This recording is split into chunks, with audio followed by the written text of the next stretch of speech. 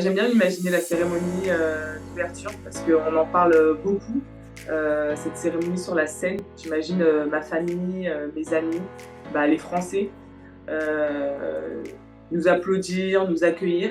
Ça me fait vraiment rêver. Bonjour, je m'appelle Camilla Boulbachi, j'ai 19 ans et je suis en équipe de France de water-polo. Magnifique but. Je suis à l'INSEP depuis maintenant 5 ans. Je suis licenciée à Mulhouse, donc je joue des matchs de championnat de France avec le club de Mulhouse. Mais à l'année, je m'entraîne à l'INSEP. Et à côté de ça, je fais un bachelor en communication.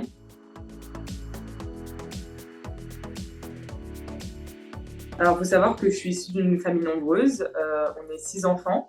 Et je suis l'avant-dernière. Et on a une famille vraiment de sportifs. J'ai toutes mes sœurs et mon frère qui ont fait de la natation ou du water-polo. Donc mes parents, ils ont toujours voulu qu'on soit dans le milieu aquatique, etc. Et je faisais avant de la natation jusqu'à l'âge de 10 ans. C'était pas du tout un sport qui était fait pour moi. J'aimais tricher, j'aimais rigoler avec mes copines, etc. Et ma grande sœur qui faisait elle water-polo m'a dit viens au water-polo, c'est quelque chose de collectif où tu parles avec tout le monde. C'est quelque chose, un sport d'équipe et c'est ce qui me manquait en fait en faisant de la natation. Donc j'ai décidé de mettre au water-polo, c'était un coup de cœur. Je prenais du plaisir à aller aux entraînements, je me défoulais, etc. Donc c'est la raison pour laquelle j'ai changé de discipline et le water-polo c'est devenu mon sport, mon loisir préféré en fait.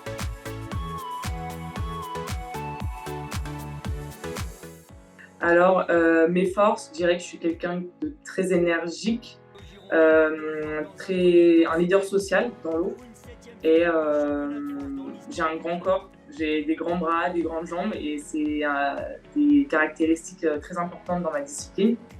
Et au niveau de mes faiblesses, en fait, le grand corps, c'est quelque chose de positif et négatif à la fois parce que j'ai des grands membres et des fois, j'ai un peu du mal à les contrôler, je sais pas trop où ils vont. Et du coup, ça serait mon physique un peu qui est ma faiblesse, mais aussi ma force. J'ai 1m79 et j'ai 77 d'envergure. Et je pèse 80 kilos. Donc, je suis un peu, un peu costaud, si je peux dire ça comme ça.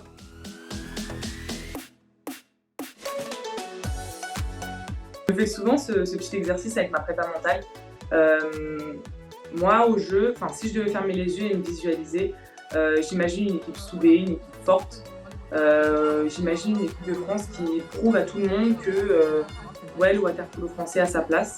Et je nous imagine pas forcément à la médaille parce qu'il y a beaucoup de chemin pour arriver à la médaille, mais je nous vois montrer une excellente image de nous, montrer que malgré tout ce qu'on a eu, les échecs, les bâtons dans les roues, on est toujours resté soudés et on a réussi à montrer une image positive de la France et positive du water-polo français à ces Jeux de 2024.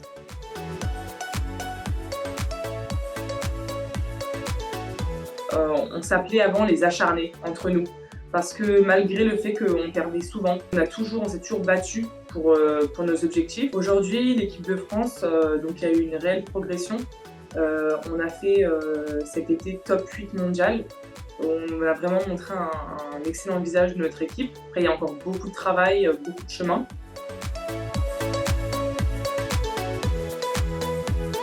On a cette chance, si je peux dire ça comme ça, d'être le pays hôte. Et on a déjà notre ticket. Le fait que l'équipe de France soit déjà sélectionnée, c'est déjà un pas énorme.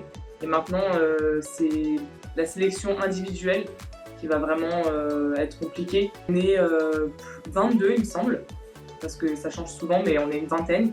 Et on sera seulement 11 sur la fiche de match lors des Jeux Olympiques. On n'a pas la date de notre sélection, mais en fait, ça va se faire petit à petit au cours de l'année, où ça va se resserrer un peu. Là, on a les championnats du monde qui arrivent en juillet au Japon, à Fukuoka, où déjà on est en train de faire une sélection pour savoir qui va y aller, qui va y participer. Donc là, il y a un peu la pression.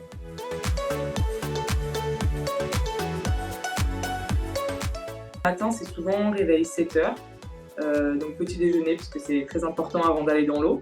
Ensuite, on a la musculation à 8h30, donc jusqu'à 10h. Ensuite, c'est dans l'eau avec tout le groupe, jusqu'à midi. Ensuite, on a les soins kinés, souvent à la piscine. On a un kiné qui vient à la piscine. Après, à l'INSEP, on a la chance d'avoir le médical, donc on peut aussi aller au kiné à l'INSEP. Ensuite, il y a tout ce qui est extrascolaire, donc les cours, etc. Jusqu'à 17h30, on reprend l'entraînement dans l'eau, et jusqu'à 19h30. Après, souvent, les journées, elles changent, mais ça, c'est un peu le profil type de nos entraînements. L'idée, c'est qu'on s'entraîne à l'année à l'INSEP, et quand il y a le match qui arrive en fin de semaine, on part le jeudi dans notre club à Mulhouse pour préparer les matchs, et ensuite, on joue le week-end avec notre club, et on rentre le dimanche soir pour reprendre les entraînements le lundi matin.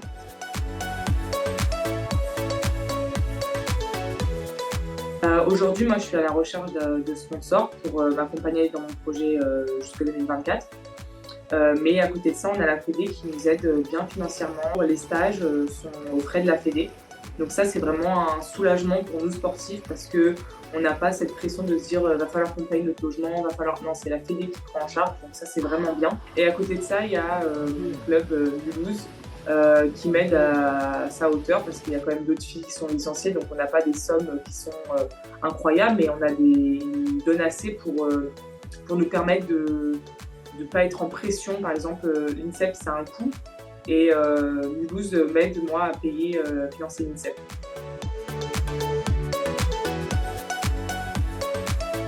Oui, j'ai regardé l'escrime, et de voir la victoire d'un Français, Romain Canon, qui a décroché la médaille d'or alors que personne l'attendait. J'ai trouvé ça impressionnant, et je trouve que c'est une belle leçon de vie de se dire que souvent quand on n'est pas leader et qu'on n'est pas favori, on peut quand même impressionner, et j'ai trouvé ça très joli et une belle leçon de vie à retenir.